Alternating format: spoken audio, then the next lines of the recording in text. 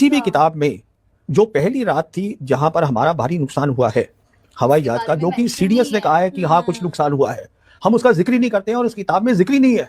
अच्छा, आज जो पाकिस्तान की इंटरनेशनल प्रोफाइल है वो बढ़ गई है सिंदूर के कारण। Hey guys, welcome back to our channel. तो जिस वीडियो पे रिएक्ट करने जा रहे हैं वो है Praveen Sahni tells Rajnath Singh statement is nonsense, India can not compete with Pakistan. तो मतलब प्रवीण सहनी ने, जो हमारे डिफेंस मिनिस्टर है, उनकी स्टेटमेंट को बोल दिया कि ये तो वाहियात है, किसी काम की नहीं है, और जो उनके अकॉर्डिंग ऐसा है ही नहीं। उनके अकॉर्डिंग पाकिस्तान बहुत ज्यादा स्ट्रॉन्ग है इंडिया के कंपैरिजन। बाकी इस वीडियो को देखकर पता लगेगा। तो स्टार्ट करते हैं, ये वीडियो कैसे होने वाली है, तो फिर आप भी देखिए, हम भी देखते हैं। Let's start. और ईरान युद्ध के बीच रक्षा मंत्री राजनाथ सिंह ने पाकिस्तान का नाम लिए बिना सीधी चेतावनी दी है। क्योंकि हमारा नेबर आजकल जो सिचुएशन है उसमें कोई भी मिस एडवेंचर कर सकता है। अगर उस संकट को लेकर रक्षा मंत्री राजनाथ सिंह का एक बड़ा बयान आया। राजनाथ सिंह ने किया तो करारा जवाब देंगे और हमले का जवाब देने के लिए हम तैयार हैं। देखिए दुस्साहस, आपको बता दें पश्चिम एशिया संकट पर देखिए राजनाथ सिंह का भी बड़ा बयान सामने आया, जहां पर रक्षा मंत्री राजनाथ सिंह कह रहे हैं कि मौजूदा हालात में पड़ोसी दुस्साहस कर सकता है। बसीत अली साहब वो कह रहे हैं कि अगर अमेरिका ने हमारे पर हमले किया इस पूरे जंग के दौरान तो हम दिल्ली और मुंबई को दहला देंगे। सर क्या ये चीन और पाकिस्तान ये दोनों धीरे धीरे 10, 15, 20 दिन से भारत की अंतर्राष्ट्रीय सीमा है चीन और पाकिस्तान से लगी, उस पे मंडरा रहे हैं। हमारी सरकार है, उसमें लड़ाई करने का मुद्दा नहीं है, चाहे पाकिस्तान हो या चाइना हो। हम एक में क्या हुआ, बालाकोट में हमारी जो इंडियन एयरफोर्स थी वो रात के टाइम एरिया में जहां रडार नहीं था, जहां वो तैयार नहीं थे, क्योंकि कभी पहले एयरफोर्स यूज ही नहीं हुई थी इंडिया पाकिस्तान के बीच में, वहां जाके हमने अपना फेंक दिया, बालाकोट के अंदर मिसाइल फेंक दी।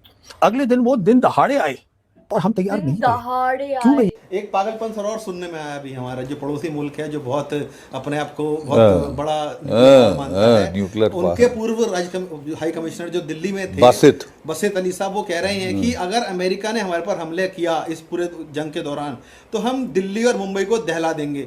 सर क्या ये बचकाना बयान है या वाकई में आपको लगता है कि इतनी कैपेबिलिटी उनकी बढ़ गई है, इतना साहस उनके अंदर सटिया गया है ये बुड्ढा?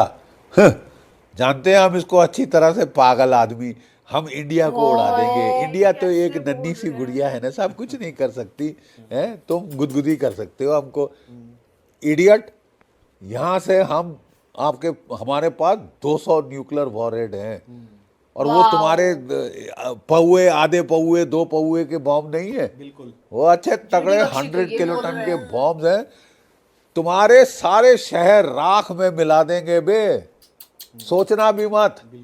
तुम सोचे कि तू मार देगा, तू तो चौधरी है। जैसे कि ईरान बेचारा निहत्था है, ईरान ने भी गलती करी, उसने बॉम्ब नहीं बनाया, नॉर्थ कोरिया ने बॉम्ब बनाया है।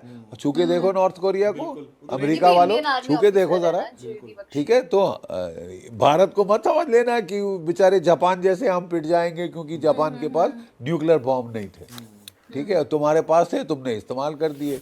तुम जरा करके देखो, तुम्हारे 700 साल एक दाना अनाज का नहीं उगेगा पूरे पाकिस्तान में। ऐसे पानी बंद है तेरा ऑलरेडी, गधे की औलाद। सोच कहाँ जा रही है सर? बिल्कुल आपको लगता है कि बिल्कुल सटिया गए हैं, पगला गए हैं। अरे साहब वो कहते हैं ना, जब सियार की मौत आती, गीदड़ की मौत आती है तो वो शहर की तरफ भागता है। ये बिल्कुल शहर की तरफ भागते हैं, भारत की तरफ भागेंगे तो 200 न्यूक्लियर बॉम्ब खाओगे साहब, ठीक है। तुम्हारा पूरा पाकिस्तान हम रेडियो धर्मी राख का ढेर बना देंगे। सोचना भी मत बे बुड्ढे, सोचना भी मत। और ज़रा अकल जाके किसी दिमागी डॉक्टर को मिल ले, साइकोलॉजिस्ट को मिल ले, साइकियाट्रिस्ट को। तेरा दिमाग जो है वो भूसा बन गया। दिमाग तो सर अफगानिस्तान में ठिकाने लगाया हुआ है। अभी अफगानिस्तान ने लगाया है, अभी ईरान लगाएगा। घोड़े पे चढ़ के सऊदी अरेबिया को बोला कि अगर सऊदी अरेबिया पे हमला होता है तो वो पाकिस्तान पे हमला है, हम अपनी फौज भेजेंगे, न्यूक्लियर हथियार दे देंगे आपको। अब सऊदी अरेबिया कह रहा है मेरा बत्ती बंद हो गई है। कहाँ है तू? तेरे को छोड़ेगी नहीं तेरी जनता, क्योंकि वो भी फिर आफ्टर ऑल कह के मुसलमान तो है।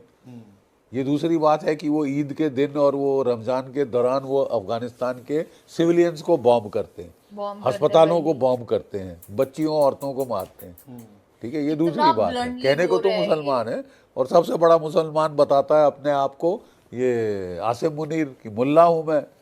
है। पूरी कुरान मैंने याद कर रखी, तो बे कुरान पढ़ ले बे, एक भी मासूम का कत्ल इंसानियत का कत्ल है। और तू मार रहा है किसको? औरतें बच्चे अफगानिस्तान में मार रहा है। ईद के दिन तूने बमबारी की है।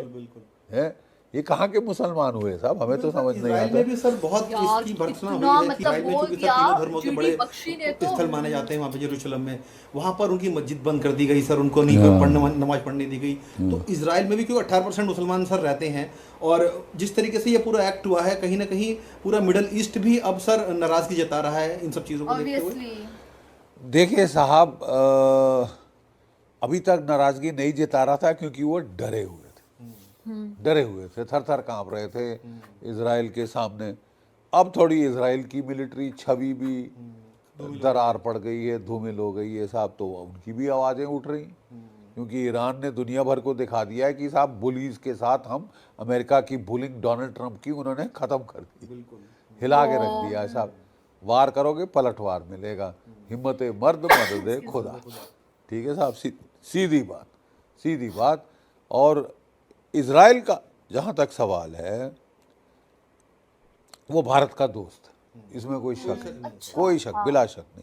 हर लड़ाई में हमारी मदद, लड़ाई में भी साथ दे रहा है। हर लड़ाई में अगर एक दो मुल्क, तीन जो हमारे साथ रहे हैं वो हैं रूस, इजराइल और फ्रांस। ठीक है, ये तीन मुल्कों ने हमारा हमेशा, ईरान भी तो था, जो आपने छोड़ दिया है। ठीक है, अब हमको भी अपने दोस्तों को बोलना पड़ेगा कि साहब थोड़ा आप जो कर रहे हो ना, ठीक नहीं है, वो हमारा नुकसान हो रहा साहब। ठीक नहीं तो दूसरी बात है, वो तो वैल्यू जजमेंट है ना। मैं वैल्यू जजमेंट नहीं दे रहा, मैं कह रहा साहब हमारा आप अच्छा खासा नुकसान करा रहे हैं। हमारी इकॉनमी ऊपर जा रही थी, आपने उसको साहब रोड ब्लॉक लगा रहे हैं, तो ये कहाँ तक जायज़ है? आपको अपने, मतलब ठीक है साहब, आपको अपने राष्ट्रहित देखना सर्वोपरि है, लेकिन फिर हमारे भी राष्ट्रहित हमको सर्वोपरि है ना साहब। अगर आप जाने अनजाने में हमको चोट पहुंचानी शुरू कर दो, तो बोलना तो पड़ेगा कि साहब दर्द हो रही है, अब थोड़ा ख़त्म करो यार, आराम करो। देखिए साहब, नहीं, ये कह देना बहुत ज़रूरी है, क्योंकि आपके चैनल के ज़रिए मैं उनको कहना चाहता हूँ कि साहब जब हमला किया था आपके ऊपर हमास ने, जब हमला किया था हमास ने, हमने पूरा साथ दिया। ठीक है, आपने हमास की तबाही कर दी, हिजबुल्लाह ने, हमने आपका पूरा साथ दिया, आपने हिजबुल्लाह की तबाही कर दी। हौतीज़, हमने आपका पूरा साथ दिया, वो आपने उनकी भी तबाही कर दी। फिर आप ईरान पे चढ़ गए साहब पिछले साल, ठीक है, अच्छी तरह मार ली। अब थोड़ा तो ब्रेक दो ना साहब। सही बात है। आप कह रहे हो नहीं साहब अब हम ईरान को दुनिया से मिटा देंगे, नक्शे से मिटा देंगे, ऐसे तो हो ही नहीं। और फिर आप जुड़ गए किसके साथ? डोनाल्ड ट्रंप के साथ। डोनाल्ड ट्रंप के साथ। यानी कि आप कहना क्या चाहते हो कि डोनाल्ड ट्रंप के साथ मिलके हम पूरी दुनिया में जो है राज करेंगे, ये करेंगे वो? क्यों? डोनाल्ड ट्रंप साहब तो कॉलोनी बनाना चाहते, वो कॉलोनियल युग, उपनिवेश का युग वो वापस लाना चाहते हैं। तो बाकी लोग, हम लोग क्या गधे हैं कि चुपचाप साहब हम, हाँ साहब 250 साल वो ब्रिटानिया राज कर गया साहब, अब आपकी बारी है मेरे आका, है आइए राज करिए, दिल्ली की गद्दी संभालिए। क्या बकवास है। क्या हो सकता है? सिर्फ अपनी निगरानी कर रहे हैं या भारत पे नजर रख रहे हैं? संजीव जी देखिए, चीन और पाकिस्तान की जो गहरी दोस्ती है, उसका एक कारण ही, जैसे हिंदी में प्रसिद्ध कहावत है, दुश्मन का दुश्मन दोस्त होता है। चीन का दुश्मन भारत है, पाकिस्तान का दुश्मन भारत है। तो ये दोनों देश इकट्ठे मिल चुके हैं कि उनका एक कॉमन दुश्मन है, वो है भारत। और जब से शी जिनपिंग पहली बार चीन के राष्ट्रपति बने 14 मार्च 2013 को, तब से साल प्रति साल चीन और पाकिस्तान की रिश्ते तो गहरे होते रहे हैं, इनके सैनिक रिश्ते भी बहुत गहरे होते रहे हैं। और इनका एक कॉमन एम है, भारत की कुछ जमीन को अपने देश में मिलाना। पाकिस्तान की नजर है जम्मू कश्मीर पे और चीन की नजर है अरुणाचल प्रदेश पे। लेकिन ये 2030 से पहले कोई सैनिक गतिविधि भारत पे नहीं करेंगे, कोई युद्ध नहीं करेंगे। उसके कई कारण है, मैं दर्शकों को एक दो कारण बताना चाहूंगा। सबसे पहला कारण है कि चीन के लिए पहला सैनिक लक्ष्य है ताइवान। जैसे हर पाकिस्तानी नागरिक दिन रात जम्मू कश्मीर के बारे में सोचता है, ऐसे ही हर चीन का नागरिक दिन रात ताइवान के बारे में सोचता है। ताइवान उनका नेशनल ऑब्सेशन है, उनका मेन मिलिट्री टारगेट है। तो जब तक चीन ताइवान पे हमला नहीं करेगा, जो कि अगले साल के अंत में होना है, और इसका खुलासा अमेरिका के रक्षा मंत्रालय पेंटागन ने किया है अपने पिछले साल की 23 दिसंबर की रिपोर्ट जो उन्होंने अपने यूएस कांग्रेस को सबमिट की है। तो चीन ताइवान के हमले से पहले कोई सैनिक कार्रवाई नहीं करेगा भारत पे। जहां अच्छा। तक पाकिस्तान की बात है, मैंने कई बार आपके शो पे बोला है, पाकिस्तान इस साल कोई ना कोई एक आतंकवादी बड़ी घटना करवाएगा भारत पे, जैसे उसने पहलगाम कराया था। उसका कारण ये है क्या? कि उसे पता है कि उसके बाद भारत कुछ सैनिक कार्रवाई करेगा, और उसमें पाकिस्तान, जैसे सिंदूर के वक्त पाकिस्तान ने चीनी हथियार, चीनी हवाई जहाज इस्तेमाल किए, लड़ाकू विमान, इस बार भी पाकिस्तान वो करेगा, क्योंकि अब पाकिस्तान को और लेटेस्ट और आधुनिक डिफेंस इक्विपमेंट चीन ने दे दिया है सिंदूर के बाद। तो चीन के लिए एक लाइव लेबोरेटरी टेस्टिंग हो रही है अपने हथियार की। देखिए 1979 में जब चीन वियतनाम से युद्ध में हारा, तब चीन ने संकल्प किया कि वो दुनिया के किसी युद्ध में हिस्सा नहीं लेगा जब तक वो ताइवान का हमला नहीं करता है। जयशंकर का किसी टेलीविजन चैनल पे बैठे थे और कहते हैं मैं कैसे लड़ाई कर सकता हूं, वो बहुत बड़ी इकॉनमी है, मैं छोटी इकॉनमी हूं। भाई इकॉनमी से कुछ नहीं होता है। पाकिस्तान हमसे जंग लड़ता है, उसकी कितनी छोटी इकॉनमी है। ये चीज, ये इकॉनमी की बात नहीं होती, ये आपकी सॉवरेनिटी, आपकी सरहद की बात है। जो अभी हमारी सरकार है उसमें लड़ाई करने का बुता नहीं है, चाहे पाकिस्तान हो या चाइना हो। हम एक नैरेटिव क्रिएट करते हैं। दिया बालाकोट का लीजिए आप, बालाकोट में क्या हुआ? बालाकोट में हमारी जो इंडियन एयरफोर्स थी वो रात के टाइम एरिया में जहां रडार नहीं था, जहां वो तैयार नहीं थे, क्योंकि कभी पहले एयरफोर्स यूज ही नहीं हुई थी इंडिया पाकिस्तान के बीच में, वहां जाके हमने अपना फेंक दिया, बालाकोट के अंदर मिसाइल फेंक दी। अगले दिन वो दिन दहाड़े आए और हम तैयार नहीं थे। क्यों मैं ये कह रहा हूं हम तैयार नहीं थे? क्योंकि हमने अपनी मिसाइल से अपने हेलीकॉप्टर को गिरा दिया कंफ्यूजन में। हमारे मरे थे ना, हमारा हेलीकॉप्टर गिर गया। अच्छा, अब सिंदूर में आइए। सिंदूर में ये था कि हमें उनकी टेररिस्ट इंफ्रास्ट्रक्चर पे अटैक करना है। देखिए साहब, ये हमारा इतिहास हिंदुस्तान और पाकिस्तान का बताता है, अगर आप वहां मिसाइल फेंकेंगे वो चुप थोड़ा बैठेगा। पर हमने क्या किया, आधे घंटे के अंदर अंदर ही हमने उनसे कहा कि हम सीज फायर के लिए तैयार हैं। राजनाथ सिंह का बयान है पार्लियामेंट में, तो और हमारा नुकसान हुआ है उस रात के काफी। हम पाकिस्तान से लड़ लेंगे, वहां भी नहीं लड़ना हमको जी। तो एक नैरेटिव बनाना है, नैरेटिव हम घुस के घर में घुस के मारते हैं। दिस इज द नैरेटिव, ये एक नैरेटिव है। सिंदूर के ऊपर बहुत सारे जनरल्स ने किताब लिख दी है।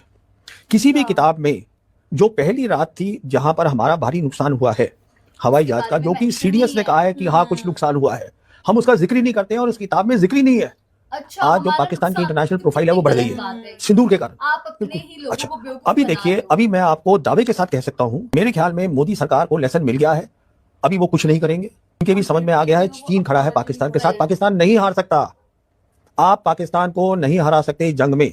मैं किसी भी प्रोफेशनल को हिंदुस्तान के समझा सकता हूं। ये मेरे हिसाब से मोदी सरकार को सबक मिल गया है ऑपरेशन सिंदूर में। बिल्कुल उम्मीद करता हूं ये कुछ भी नहीं करेंगे। अगर कोई अटैक भी होता है तो हम कोई और जरिया ढूंढेंगे, पर अगर किया तो वो हमारे हित में नहीं होगा नतीजा। मैं बताऊं कि क्या हमें करना चाहिए जिससे हमारे देश को फायदा हो। हमारे जो मुल्क में लोग हैं, और इस मुल्क में 80 करोड़ लोग हैं जिनको खाना नहीं मिल रहा है, और ये प्रधानमंत्री बोल रहे हैं, उनकी जिंदगी कैसे बेहतर बनाई जाए। अगर आपको वो करना है, आपको नॉर्मल रिलेशंस करने पड़ेंगे चाइना के साथ, और आपको पाकिस्तान से बात।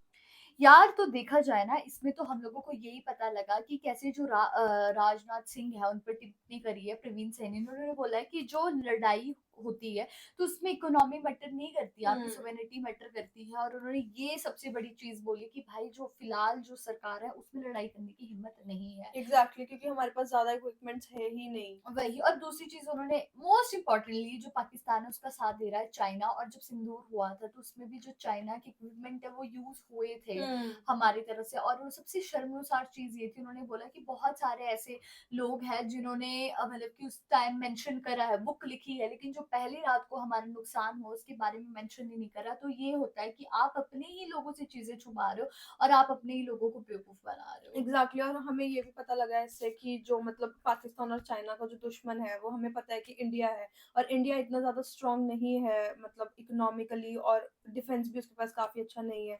तो मतलब ये है कि मतलब इंडिया के साथ कोई भी कम्पीट नहीं कर सकता उस चीज पे। और हमें ये पता है कि लोग जो पाकिस्तान है उसको चाइना सपोर्ट कर रहा है और वो काफी ज्यादा स्ट्रांग हो रहा है डे बाय डे। वही, तो गाइस यही था हमारा रिएक्शन। आप लोगों को कैसा लगा कमेंट करके जरूर बताइएगा। अगर अच्छा लगे तो हमारे वीडियो को लाइक करिए, शेयर करिए, कमेंट करिए, और अगर चैनल पे नहीं तो सब्सक्राइब करिए। बाकी हम लोगों ने अपने इंस्टाग्राम हैंडल का लिंक डिस्क्रिप्शन में दिया, अगर फॉलो करना चाहते हो तो कर सकते हैं। तो मिलते हैं एक और वीडियो से, तब तक के लिए बाय।